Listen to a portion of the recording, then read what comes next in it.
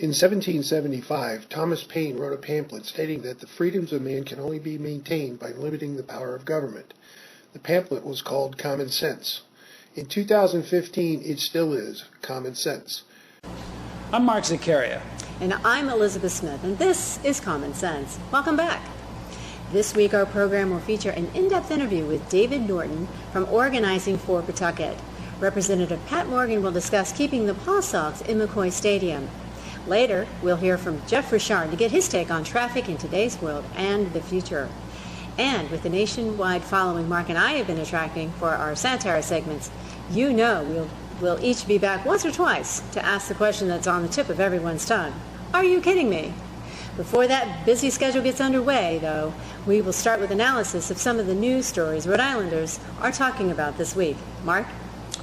Thanks, Elizabeth. Recently, Little Rhodey made international headlines as construction began on the Deepwater wind farm. Foundations for the first 5 wind turbines began to sprout some 3 miles off Block Island's southeast light. Outside Rhode Island, most reporting took the position that the project would advance the cause of renewable energy, heralding a new day in climate-neutral power. With that as the narrative, there were various VIP boat trips to the construction sites so the likes of Senator Jack Reed and Interior Secretary Sally Jewell could be triumphantly photographed. Behind all the glamour and glitz, however, is the dirty little secret that you and I are paying for this clean energy at some 4 times the going rate for hydroelectric power from Canada. Hey, Ozer, Hydro-Quebec turns out consistent, renewable, truly clean kilowatts. That's something Deepwater wind will never be able to claim. Block Island Sound will seldom really be becalmed, bringing the power output to 0. The wind will fluctuate dramatically, though, and with it the power output. Power grids hate that. Then there's this. Our esteemed state government mandated that National Grid pay some 24 cents per kilowatt hour for the locally generated wind energy. Best estimates are that during a 20-year term, that means ratepayers will be overcharged to the tune of $595 million courtesy of this sweetheart deal. And all that cash will be going into the pockets of the privately held Deepwater Wind LLC. Once again, the question is, who's looking out for the voters? 3 weeks ago, The Telegraph, a UK news organization, reported that all the estimates of cost have been too low, while all those for income ran way too high in Great Britain's much more mature wind energy sector. If we see those phenomena here, the $500 million dowry Rhode Islanders are slated to pay to Deepwater wind may be just a drop in the ocean. I'm concerned. You should be too. Liz? And now an update to a subject previously covered right here on Common Sense. According to the Projo, the Pawsox have canceled some of their summer listening tour signs and added others to eliminate back-to-back 5 p.m. and 7 p.m. sessions originally scheduled to be held in separate communities 2 nights a couple weeks ago. Do you follow me here so far? Good. Here we go. The Pawsox originally launched what they've called a statewide listening tour July 7th in Smithfield.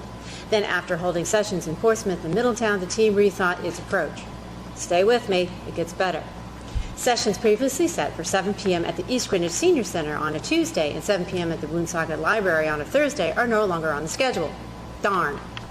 Sessions in those communities will have to be rescheduled. Now, the team had just 5 p.m. sessions on those evenings and the Richmond Town Council chambers.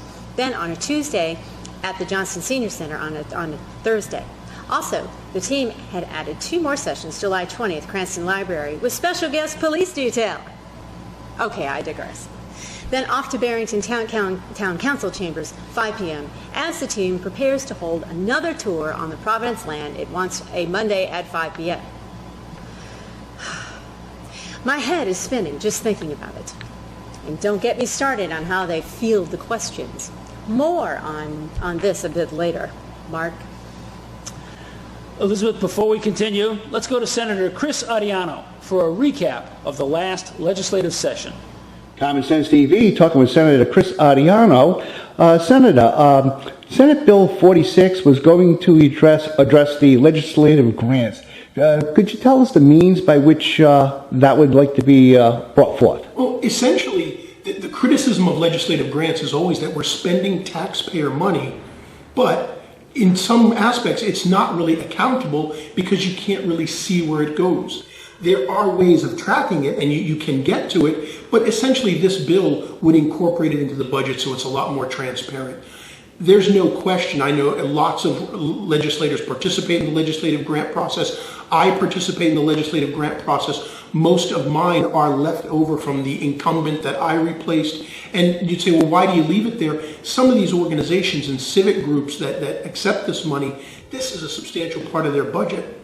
And these are organizations that serve the local communities. So it's not that they don't deserve the money and that they aren't worthwhile, but we really should have an accountability, a way of tracking it, and having legislators be responsible when they say they're willing to sponsor that money. So, Senator, if this bill was passed, it would take effect when? Well, depending upon what cycle we're in for the legislative grants. A lot of times we are working behind in that you're submitting grants at one point that will actually be delivered in the next fiscal year. So ultimately, it would generally be about a 1-year delay before it would be a part of the budget. Common Sense TV on location here with Senator Chris Adriano, who has recently served on the Senate Finance Committee. Senator, could you tell us the thought process behind the minimum wage bill?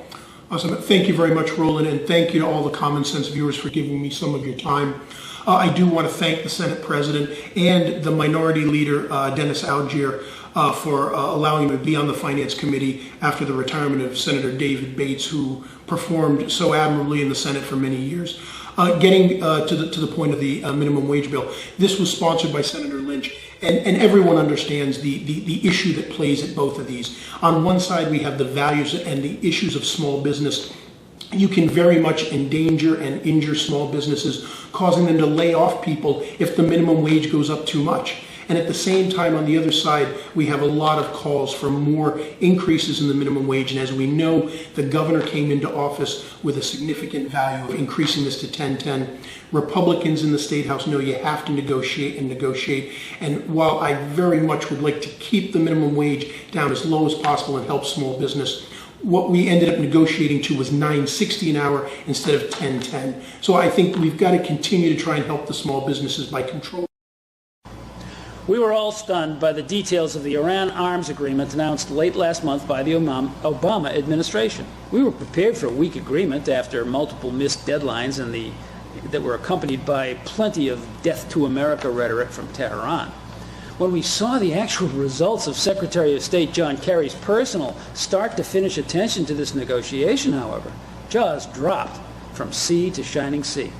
How could he have given away everything while receiving nothing in return?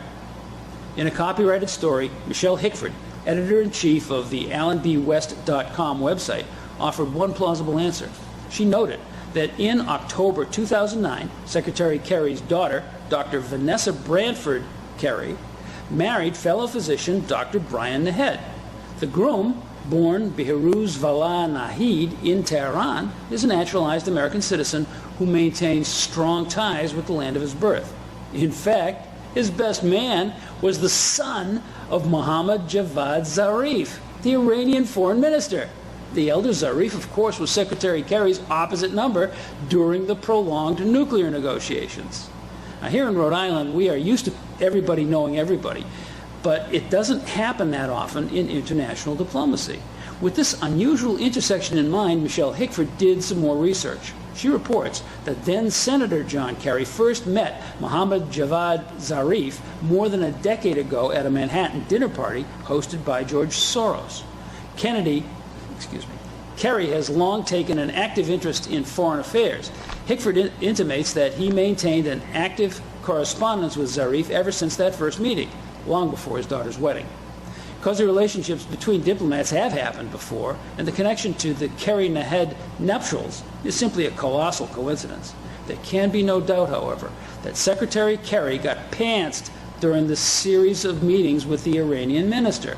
Nor can there be any doubt that Kerry knew he had more than ample grounds to recuse himself from the detailed work of personally crafting this deal. So the conclusion is that he did what he wanted to do, despite the obvious options to defer that were open to him. The result appears to be a potentially huge toll that will have to be borne by Americans, Israelis, and Sunni Muslims alike. for decades. Liz? Before we get to it with David Norton about keeping the Pawsox where they belong in Pawtucket, we will take a 7th inning stretch. I can't believe you're making me do this. Are you kidding me? These people are so stupid. Oh, hi. I'm anonymous, and I'm an unofficial official of the new Pawsox ownership. As you may know, we've been touring the state with our selective listening tour to ask what you think of this move to Providence. We've concealed our identity to prevent you from seeing our faces when we have to listen to your stupid, informative questions. We ask everyone to write questions down beforehand. This way we can think about how we can best answer your concerns. Here's a sample. Question: will fuzzy math be used to justify the sewage lines that would have to be moved for the project? Answer: we don't like to talk about poop. It's gross. We'll just set that one aside. Question: will the new Stadium Gucci store carry the Broadway ticket clutch? And if so, will it be available in red? Answer: yes and yes. Question: how much will it cost to park my car at the new stadium parking garage? Parking garage. Man, I knew I was forgetting something. Parking! Oops. Question: my husband drags me to these darn baseball games with those season tickets. Will there be something there for me to do at the new stadium? Answer: yes. Now you can join this 7th inning stretch yoga club. Question: how will average people be able to pay for? Are you kidding me? We can't answer that. Welcome to Common Sense. This is a program where we try to make sense out of the policies that affect your life and come up with common sense solutions. Today we have with us David Norton. He is with the group Organizing for Pawtucket, yes, which is fighting the stadium proposal that would move the Pawsox from McCoy Stadium down to the 195 land, or just down to Providence, even if they chose another site in Providence. yes. Welcome. Thank you very much. Glad to be here. You've been working now at this proposal came out of nowhere, actually, about February of this year? Yep. And so you've kind of organized very quickly Yes. around that. So you've been working since March or so on trying to educate people about what's happening and try to elicit their help and support. Well, actually, I've only been working on this since the end of April. Okay. Myself. And, you would think even in this short amount of time of 6 months or so, when they made this announcement, that we've gathered 13,000 petitions, and we have all of this support. We've already had a rally. We've already delivered all of these petitions. In this short period of time of 6 months, the opposition has grown so much, and I have only really been working at this since the end of April.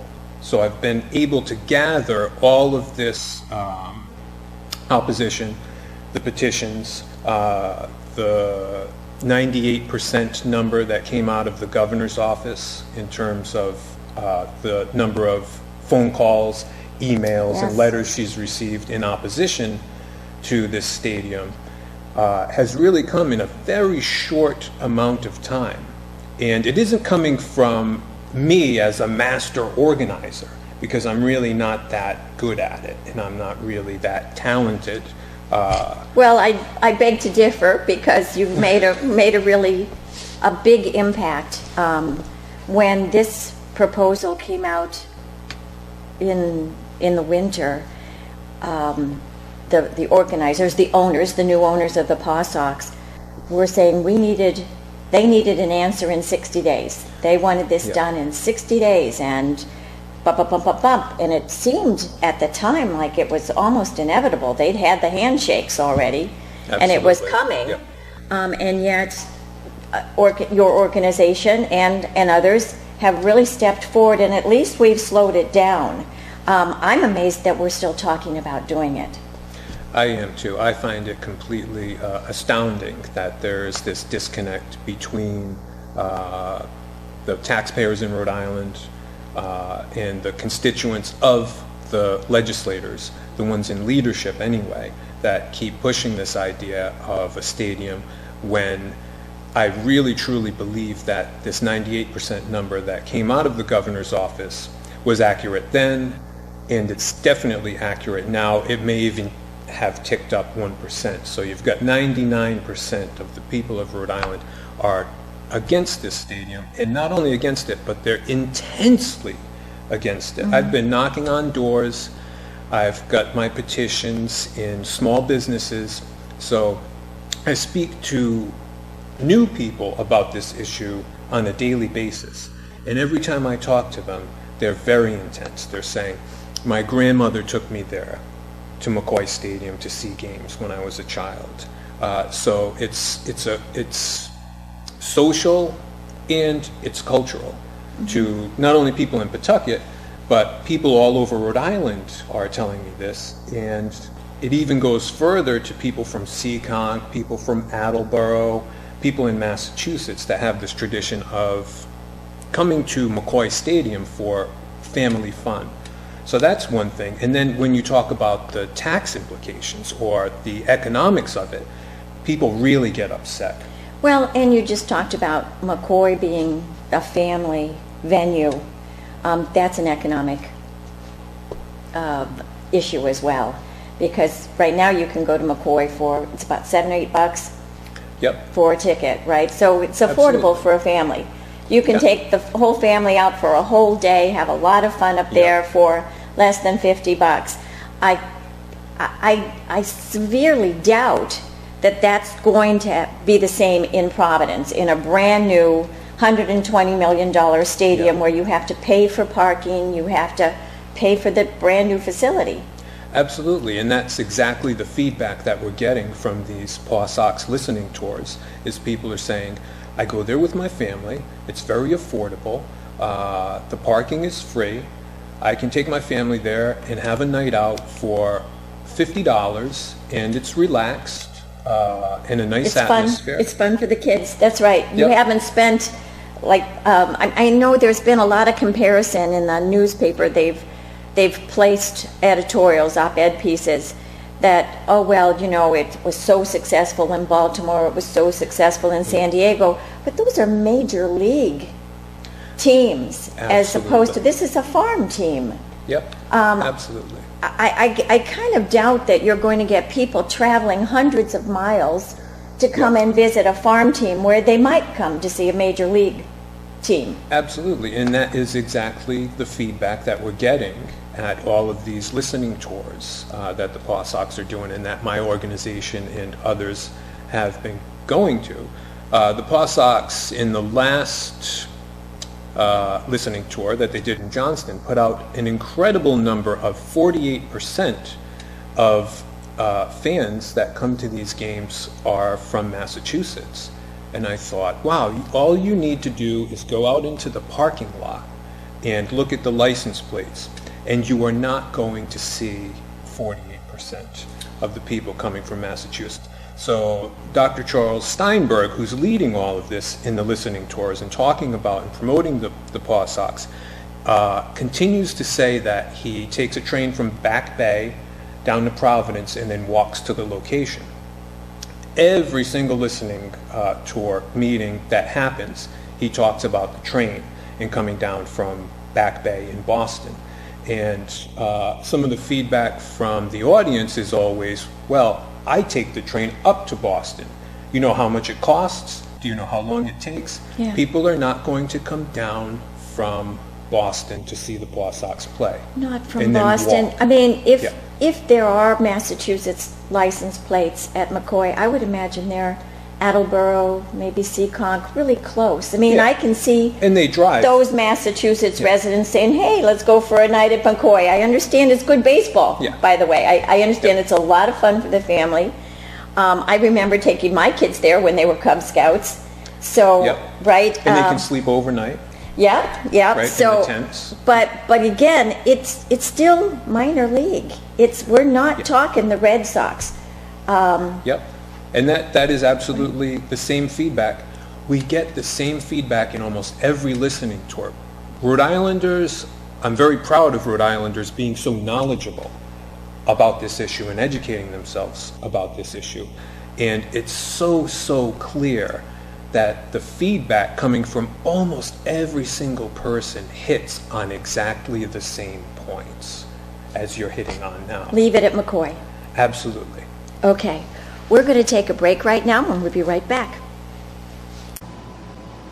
Liz, the Are You Kidding Me segment of this show has become a fan favorite. Up until now, though, we've each been able to bring the wonder and sarcasm necessary to react to these examples of utter silliness imposed on us by our political leadership.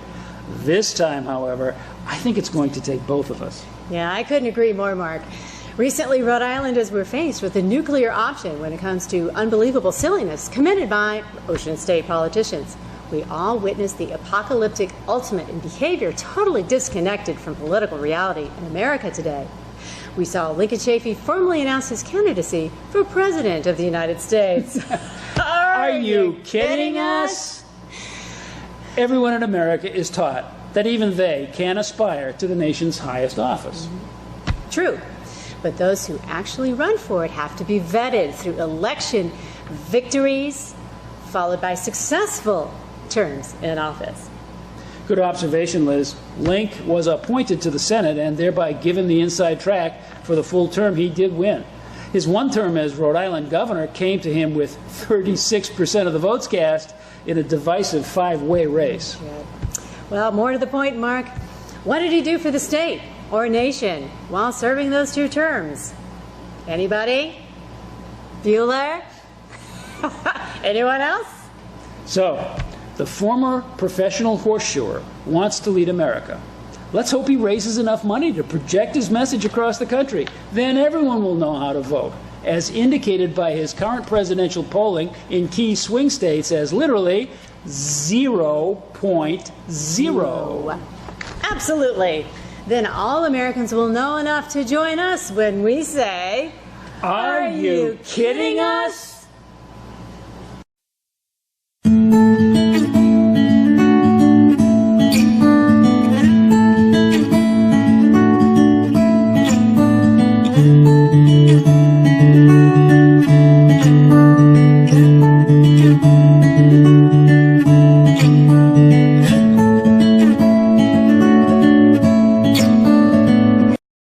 Welcome back. Today we're talking with David Norton of Organizing for Pawtucket, which is a group that is attempting to keep the Pawsox at McCoy Stadium. Yes, absolutely. One of the things that has really come out in the discussion about moving the Pawsox to Providence is obviously the cost to taxpayers. Even though the new owners are extremely wealthy men, they would like to spend taxpayer dollars and have a beautiful stadium down in Providence. It sounds beautiful. If anybody has seen the sketches, it's gorgeous. You've got the bay on one side, you've got the skyline of the city on the other side. How pretty, right? But that prettiness comes at a pretty big price to taxpayers. And I know that that's one of your concerns. I know you want to keep it at McCoy, but one of your concerns is how much it's going to cost to move it. Yes. What have you found out? Well, the Pawsox ownership put this first proposal out, and it's the only proposal that they've put out. So those numbers are valid until they put out the next proposal.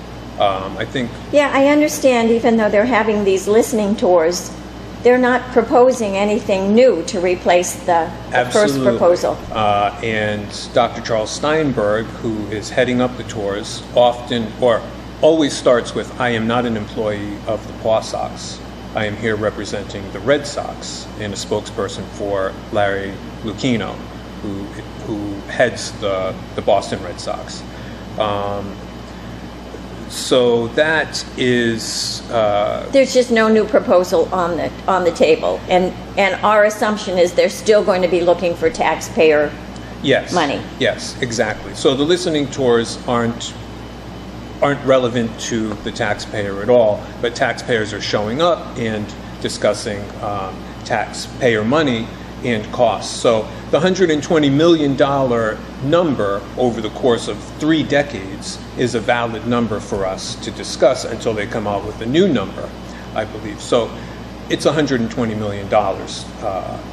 Yeah, when it was first proposed, I remember listening to the radio, and Mr. Skeffington, who has since died, was talking about, well, they were going to use all private money, but they were going to need a lease from the state to get it. Yeah. And right away for me, that was just red flags all over the place, because a lease simply means you're going to promise, you're going to lease this stadium from us taxpayers. Yeah. And you're going to pay for the stadium over the course of 30 years. It had nothing to do with private money. Yeah, and they've already... Same thing that they did at the Convention Center Authority. Yeah, and the same thing that they did with McCoy Stadium, as far as I know. They have a lease until 2021, and there is still money that is owed. On those bonds about 15 years ago, I believe there was a revamping or a remodeling McCoy Stadium, and that hasn't been paid off yet. Nope, it hasn't been paid off, and the lease obligation is until 2021. I've been told by experts that it's an easy lease to break. So if you have the same lease in Providence and the Pawsox are not successful in Providence, a couple of years from now, you'll be facing the same thing. Maybe they want to go to Newport. Well, the thing you face is that the taxpayers will still be paying off the bonds. Absolutely. That's what you're faced with. Yep. It's a 30-year obligation. It's a 30-year obligation. For us, and it is a risk-free investment for the Pawsox ownership, which is completely unfair. Completely unfair. But in addition to the $120 million, what I have read is that there's a huge gas line right under the site. This is the big gas line that feeds all of that part of Providence with gas to heat their homes and stuff. That would take $20-30 million to move. There is the sewer. The Narragansett Bay Commission has some kind of large network to take runoff water and keep it from going into the bay. That would have to be moved or altered. Another $7 to $10 million.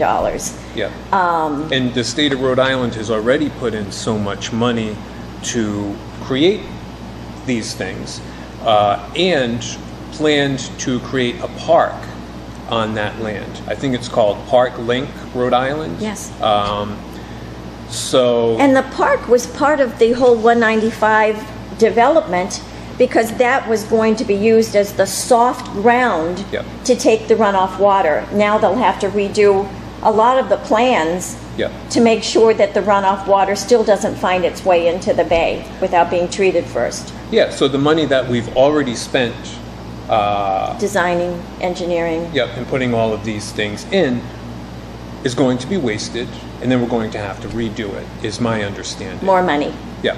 A lot more chink, money. Chink, That's right. They will say, oh, well, it's not going to cost that much, but that is something that the state always says when they get involved with construction problems, and then it doubles and triples. And that much is a relative term. If you're a billionaire, a couple billion might not be that much, but if you're a taxpayer, a couple of million is real dollars. Absolutely. And then, so there's those kind of infrastructure things. Then there's the tax implications, and I know that we had talked about there being a referendum. The people are trying to get a referendum about not using tax treaties for that, for a stadium. My understanding is the Pawsox owners wanted to not pay taxes. Yeah, absolutely. And that they wanted a 30-year agreement to not pay taxes. Not only not pay taxes, but also receive a subsidy from the state. And the combination of those two worked out to be about $4 million a year over the course of 30 years. So that's where people get this $120 million number. And others argue it's 150. No, actually it's $120 million to build the stadium. I had heard $90 million in tax treaties, so it's about $3 million a year that they wouldn't pay in property taxes. But somebody's got to pay it, so I imagine it's the good people of the state, Yeah. good taxpayers of the state would be asked to help Providence with that tax abatement. Yeah. So now we're up to what, 120? Add another 40, 50 million for the infrastructure changes that have to happen. We're Sure. talking, Yep. we're up to about 200, 220, 250 million dollars Yep. to put a new stadium in Providence. And for me, there's also the opportunity lost. That land in Providence, the 195 land, is valuable land for the future, Absolutely. right? Yeah. Nothing against having baseball there and those baseball jobs. I talked with one of the reps from Providence, and she said, my folks will take those jobs in a heartbeat. But the fact is they're seasonal, and Yeah. they're not year-round, diverse jobs, entry-level to management. And according to the Pawsox, all of the people employed now 5 miles away from that location at McCoy will keep their jobs, and they'll just go to Providence. So it's not going to even create new jobs. It's just going to keep the same jobs and move them to an area 5 miles down the road. With a very high price tag for the taxpayers of Rhode Island. Oh, absolutely. And the jobs are just temporary jobs. I don't know if they're minimum wage jobs, but they're probably close to that. Many of them are going to be. And you know, we did a study, the Republican Policy Group did a study of the Rhode Island Convention Center. Yep. They're not making money, but the stadium will be in competition with them. So Yep. It a doesn't loss make any all around. sense. Yep. Right. Across the board. Doesn't make any sense. Okay, now we're going to take another break and we'll be right back. Ma! Are you kidding me? Ma, I can't talk right now. I'm at work. I'm working on the bridge today. No, I didn't fall off the bridge, Ma, it's still Bernie Sanders. Ma, I gotta go. Bye. Hi, I'm Alexi. Hey, you want to know a secret? Rhino sent me out here to take care of this bridge behind me. And on a Sunday, I'm going all over the place to ensure you stay safe and on Rhodey's taxpayer budget. Did you know I get like $85 an hour? Wow, I suited up with duct tape, this here broom, some band-aids, and wire, all to prop us up. You know, it's like one of those not-so-shovel-ready projects by Barack Obama's. And the STEM's arrest packages. I'm not sure what STEM's got to do with a bridge, though. Oh, well, I better go over there before my boss catches me talking to you.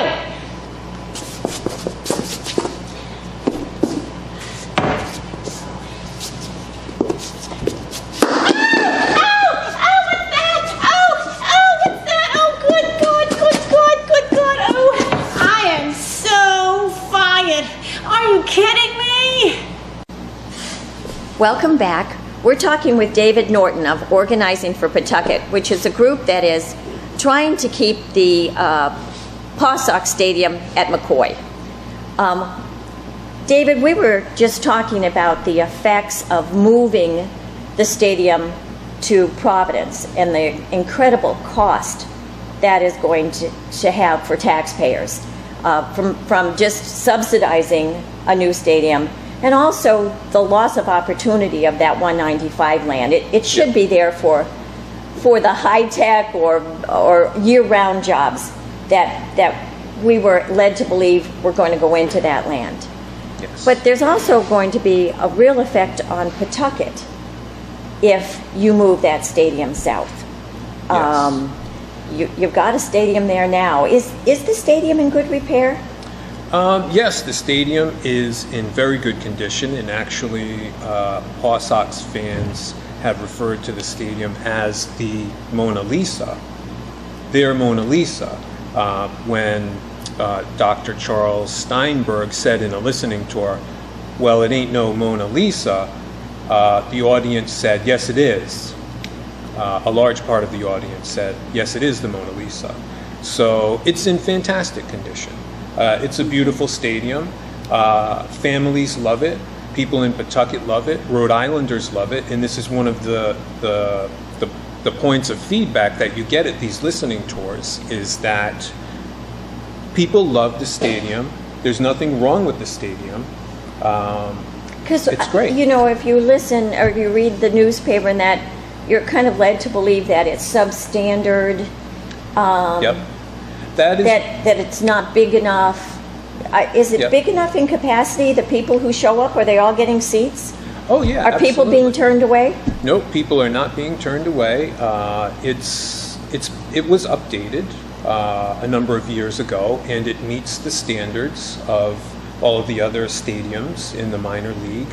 So there is nothing wrong with the stadium, as far as I can see, and as far as the fans are concerned. I think it's the ownership trying to say that they need a new stadium, and they made this... Not need, want. Want, yeah. They made this feasibility study that has been kept secret.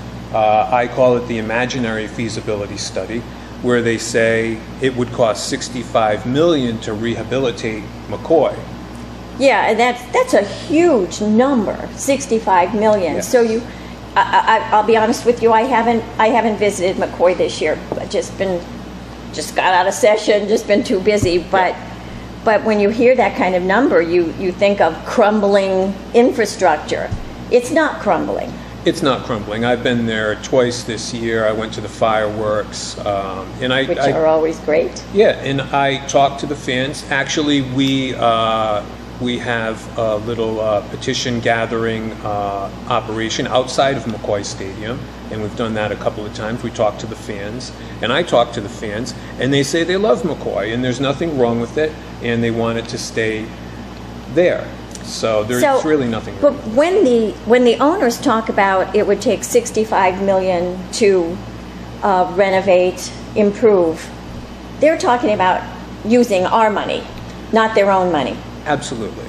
But they're pretty wealthy, so if they want to spend $65 million, let them spend $65 million of their own dollars. No reason for them to spend ours. Yeah. There's no reason for them to spend our money. If they bought the Pawsox, I imagine then it would get to be a lower price tag. Yeah, but if they bought the Pawsox as an investment, and they are these very successful business people with all of this money, then how is it that they need the state to support them? A lot of people are calling it corporate welfare. It is corporate welfare. I would call it that too. Absolutely. They've got probably $1 billion behind them, which is 1,000. If we put it in increments of $1 million, a lot of people can't put their head around $1 billion. It's 1,000 million dollars. So in increments of 1 million, that's too hard. It's a lot of money. It's an incredible amount of money. It's a lot of money. So $65 million for the Pawsox ownership is just a snap. But they don't want to invest it. They want to still make a profit every year. Yeah. There's the issue. And they want to make a profit on taxpayer dollars. That's where the corporate welfare comes in. I absolutely think it is. Yeah. You know, I think the taxpayers would be willing to step up with a much more modest amount of money, but I'm not even sure that we should at that point. Yeah. Because, as you say, these gentlemen, these new owners, I don't know if there's any females in them, they have a lot of money. They bought it as an investment. They want to make a profit. Absolutely. Go spend your own dollars. Yep, and they should take the example of the great late Ben Mondor, and he really wanted it to be a family venue. Yep. And so let's go to the effect on Pawtucket. Yep. It is, I think every Cub Scout in Rhode Island has gone to McCoy Stadium at some point or another. Yep. Because it was always very inexpensive. You could take the whole family. Great venue, free parking. Yep, free parking. The Boy Scouts camp out overnight there at the stadium, which is great for them. And I'm not sure that I don't want to trash Providence at all, but downtown Providence, camping out, I'm not sure parents are going to want their kids to camp out in tents out there. So you've got the Boy Scouts involved locally, you've got the YMCA involved locally, you've got senior citizens organizations involved locally. And it's great baseball for everybody. Yeah, and you know, can be played just as well in McCoy as anywhere else. Oh, absolutely. Absolutely. And they're connected to this community. Yes. And it's reasonably priced, family fun, and also community fun. And we don't want to lose that in Pawtucket. And we want them to follow the model of Ben Mondor. Well, and then there's the other issue. We have a stadium already. It's in good repair. Yep. The taxpayers are actually still, from what I have been able to discern from the budget, we are still paying off the bonds from the 15-year-ago remodeling. Absolutely. Yep. What happens to that stadium if there's a new one down in Providence? You have a Right. hole there in a community. Yeah. How do you repurpose the stadium?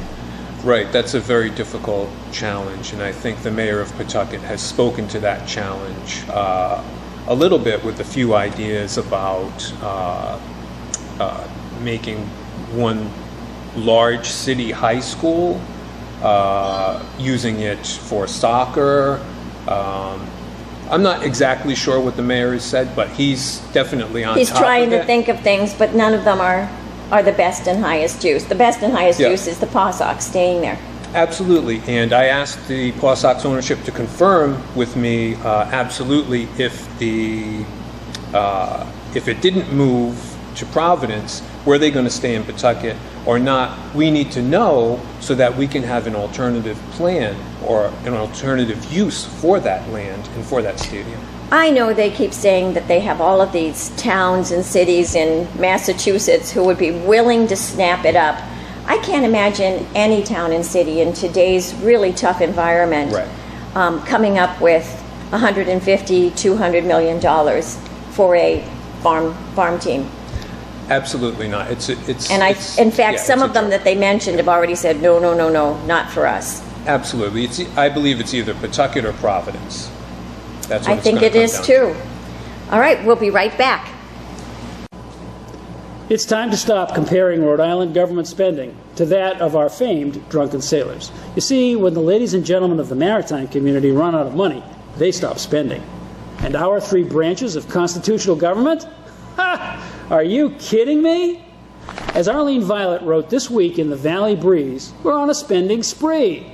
Governor Raimondo wants to add 10 new employees to the 31 already employed by the brand new Commerce Corporation. No word on job descriptions, performance metrics, or cost justification, mind you, but when has that ever stopped a plan that's already underway?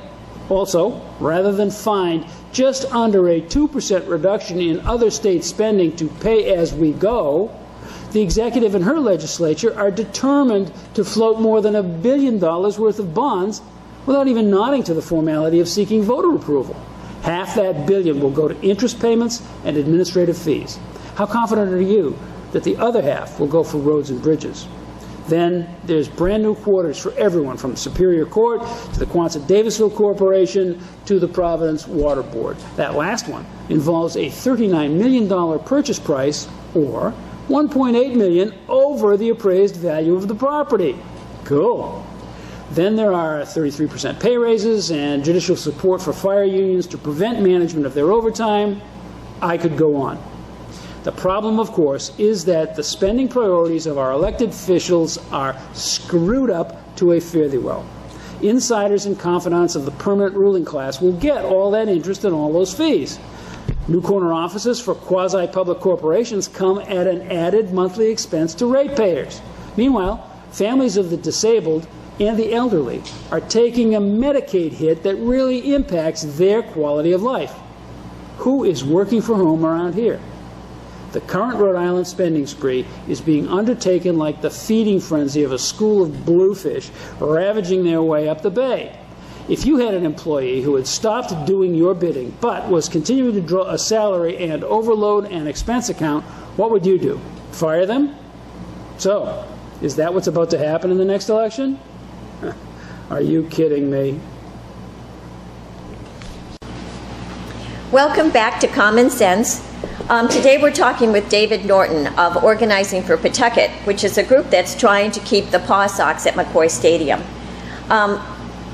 David, we've talked about some of the, the costs of moving it to Providence,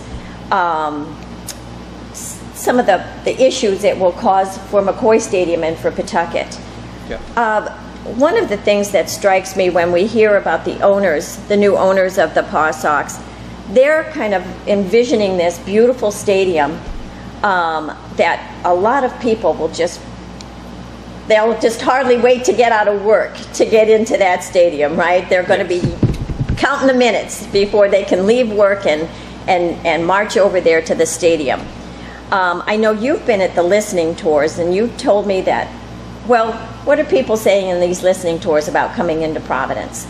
Well, people at the listening tours are saying that they're not coming to Providence and they don't like to come to Providence. And because of the traffic, because of the noise, for different reasons, they just don't like going into Providence. I think the main reason is traffic. We heard that at the Richmond listening tour. We heard it at the Middletown listening tour, the Smithfield listening tour, and we even heard it from Johnston, people saying that I don't like to go to Providence. I'm not going to go to a Pawsox game if they move to Providence. People like the location in Pawtucket. It's so user friendly. It just really is. And there are lots of user-friendly. ways in, there are lots of ways out. You don't have the hassle of all Trying to this find traffic. parking even. Yeah. I know that they've kind of scrapped the parking garage, which means that you'll be parking on the street, having to feed the meter, or parking in one of the other parking garages and walking, which will cost additional dollars for a family. Absolutely, and then you'll have a certain percentage of people that park in the wrong place because they're not sure of where to park in Providence. I'm not even sure what the rules are in Providence, and they'll get a ticket, and they'll learn to never come back. So I think it is really disastrous for them for the Pawsox ownership to say that people are going to come to this new stadium from all over the state or even Massachusetts.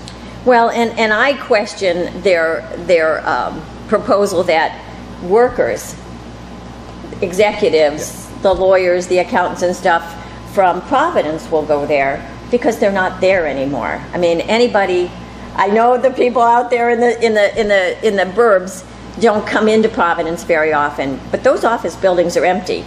I mean, we've talked about the Fleet building, used to be full of people, right? It's empty. It's empty. And Doran Street, so many of those office buildings down there are just simply empty. So even though the owners like to envision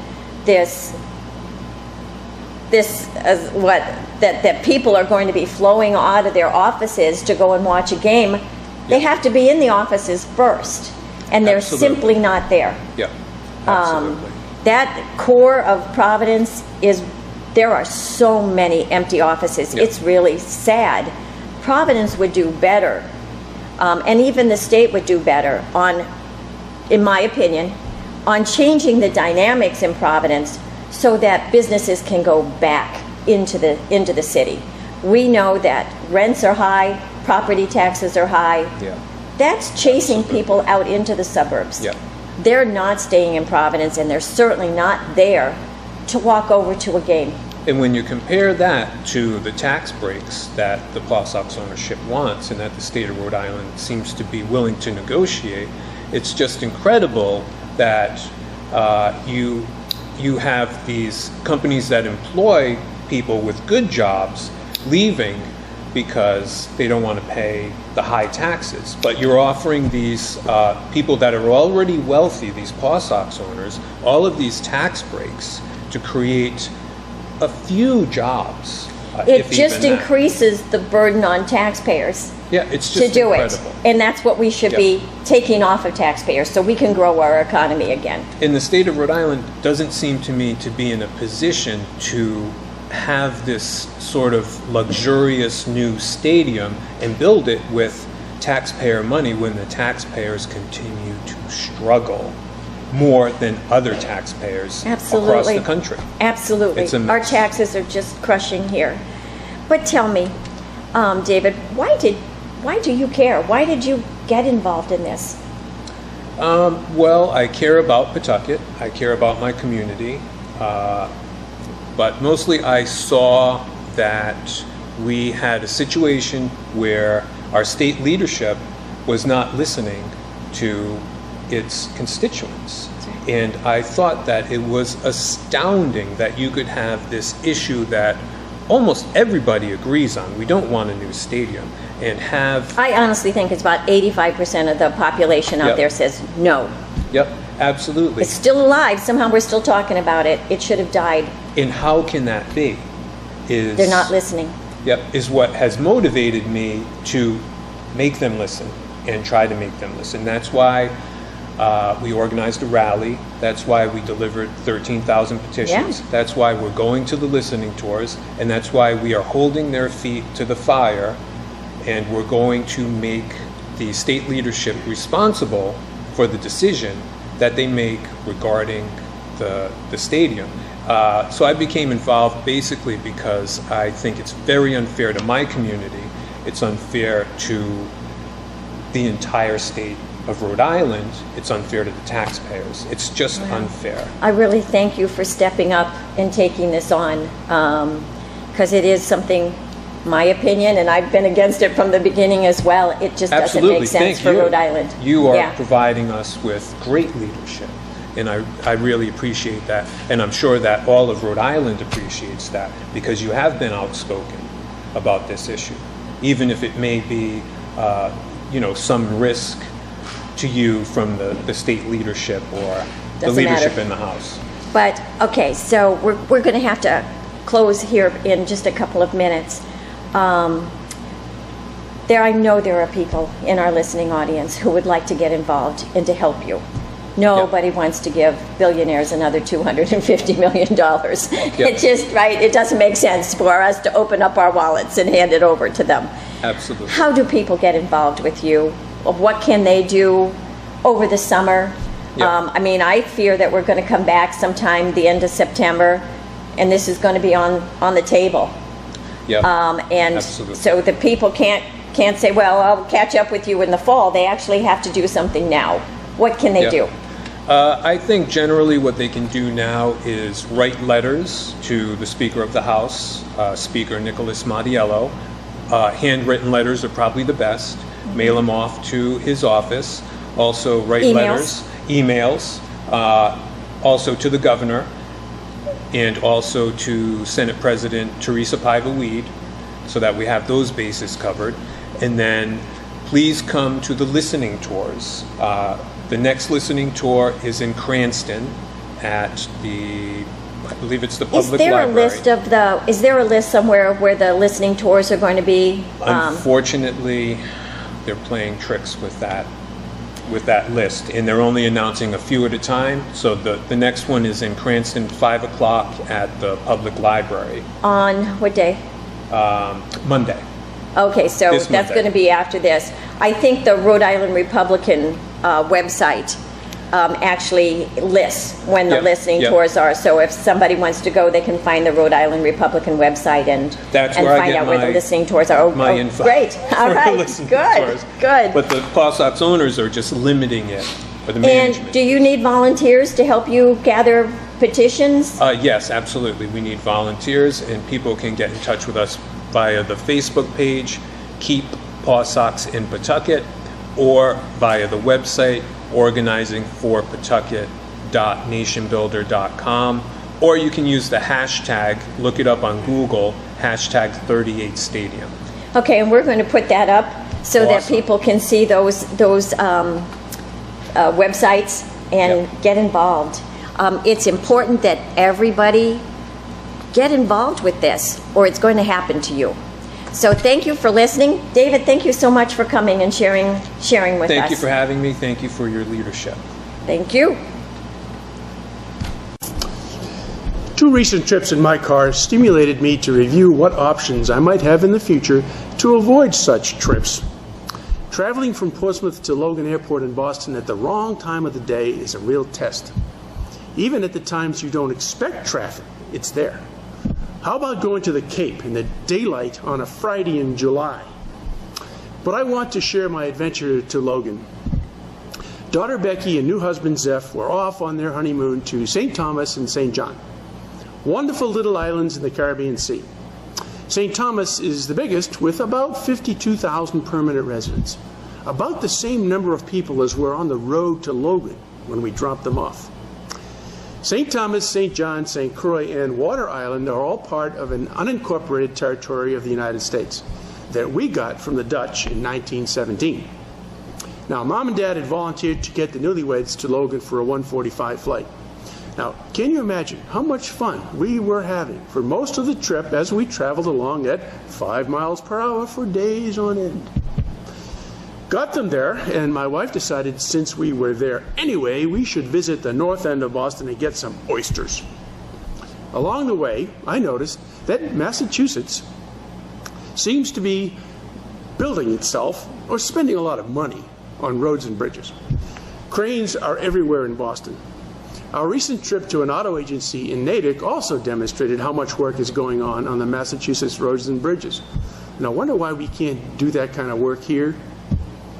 But sitting around in a world of congested traffic got me thinking about how the other parts of the world were dealing with transportation. Brian Dumaine recently wrote a piece for Fortune magazine on bullet trains. Now, when you think of bullet trains, you recall we have Amtrak Acela Express. On average, it reaches a speed of 68 miles per hour. Of course, if you were on the Shanghai Maglev train, you would get to 268 miles per hour, averaging 143, double the average of Amtrak. Globally, there are lots of high-speed options. China has 11,622 miles of bullet trains. France has 1,735. Germany, 1,130. Spain, 2,367. Japan, 2,139. Even the small island of Taiwan, with 1,130, has more miles than we do at a mere 456. The ever-growing world population has got to get around, and more planners are looking at high-speed rail. Amtrak was founded in 1970. It is a government-owned company that in 2014 suffered an operating loss of $227 million on $3.2 billion of revenues. That's impressive. Now there are private companies across the country looking at what they can do to get into the business that government does so poorly. A Coral Gables real estate and transportation company, FECI, has broken ground on All Aboard Florida. This is a $3 billion express train that will run between Miami and Orlando. It will travel at 235 miles at a max speed of 125. Could be rolling as early as 2017. Now, California has a plan to put an 800-mile system with 24 stations in place. Now, they think that 200 miles per hour would work for them. And so it is that we are looking at ways to end the highway gridlocks we are all living with. Right now, it costs an average of 31 cents per passenger mile to go by train. This compared to a mere 13 cents to fly. But still, these options beat out the 61 cents per mile it costs us to drive around in a parking lot. If you have had the joy of trying to get through New York City on a trip south, you know that the only real option is to cross the George Washington Bridge at 2 o'clock in the morning. Now, we have just purchased a new car that has all the options known to man, but we didn't get the park itself option. Now, I have read about the folks who are working on cars that will drive themselves about. While I can see myself reading and relaxing while I am driven around by my robot car, I also can't imagine for the life of me how long it will take to get around anywhere in 2020 in a passenger car. Now, we will have to cut our work weeks down to 20 hours so we can actually get to work at all. Now, thank you for watching, and God bless.